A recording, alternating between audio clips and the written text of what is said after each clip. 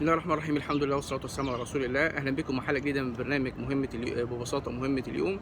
وإحنا لسه بنتكلم عن الثقة بالنفس والثقة بالنفس من ضمن المهارات الأساسية فيها عشان ثقتك بنفسك تبقى كويسة التفكير بإيجابية.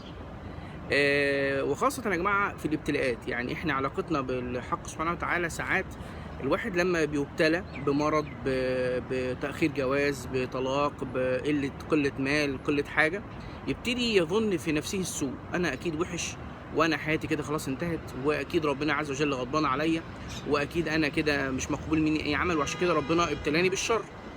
فالتفكير بإيجابية دي فيها ثقة بالنفس. وماله أنا أقوم، وماله أنا إن شاء الله بكرة أحسن. عشان كده النبي صلى الله عليه وسلم يقول: كل ابن آدم خطاء وخير الخطائين التوابون. كل الناس هتقع، كل الناس هتغلط، لكن اللي بيفكر بإيجابية هو اللي بيتوب وبيرجع.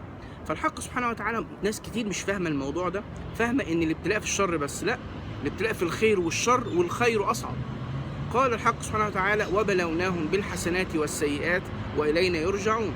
وقال الحق سبحانه وتعالى: ونبلوكم بالشر والخير فتنة وإلينا ترجعون. وقال الحق سبحانه وتعالى: فأما الإنسان إذا ما ابتلاه ربه فأكرمه ونعمه فيقول ربي أكرمن، وأما إذا ما ابتلاه فقدر عليه رزقه فيقول ربي أهانن. كلا، لا إن الرزق وإنك ربنا يبقى فاتح عليك وكده ده دليل كرامة، ولا إن ربنا يكون يعني بيضايق عليك ده دليل مهانة. بالعكس، كلاهما اختبار، وربنا بيشوف أنت هتعمل إيه فيهما. يعني الأصل إن أنت لو ربنا كذلك المؤمن إذا أصابه خير شكر فكان خيرا له، وإذا أصابه شر صبر فكان خيرا له. وليه ابتلاء الخير أصعب؟ لأنه مش باين. يعني المرأة مثلا اللي شكلها حلو ده بتقول لك الله ده أنا ربنا بيحبني عشان كده خلاني شكلي حلو. لا، ده اختبار صعب قوي. أنت ليه تتحجبي وما تظهريش حلاوتك وجمالك ده للناس، وتلتزمي بشرع الله عز وجل في اختبار صعب. الإنسان اللي عنده فلوس بيظن ان دي كرامه وان ربنا فاتح عليه، لا بالعكس، ده ربنا يسألك على كل مليم جبته منين وصرفته في ايه. ربنا اداك منصب، اداك قوه بدنيه، ها استخدمتها في ايه. انما انما اختبار الشر او ابتلاء الشر بيبقى باين. يعني يا رب فرج عني ما انا فيه، والواحد بيبقى بيقرب من ربنا وعارف ان هو ابتلي بالشر. يعني يبقى مهمة اليوم اللي هي ان شاء الله هنبقى بكره نركز فيها التفكير بايجابيه، خاصه في الابتلاءات يا جماعه.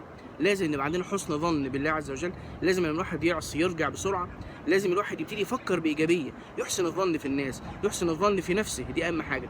من الحته دي بيبتدي يبقى عندك ثقه بنفسك، وبتدي ان انت عندك ومال، وكل ما تقع بتقوم، سواء في مجال التجاره، في المدرسه، في الجامعه، ومع علاقتك بالحق سبحانه وتعالى. كل ما تقع بتقوم، بتقع وبتقوم، الى ان تلقى الحق سبحانه وتعالى اللي هي منزله التوبه لا يفارقها العبد المؤمن ابدا. يعصي ويتوب، يعصي ويتوب، يعصي ويتوب، الى متى؟ الى ان تموت، الى ان تلقى الحق سبحانه وتعالى. فهو الغفور الرحيم.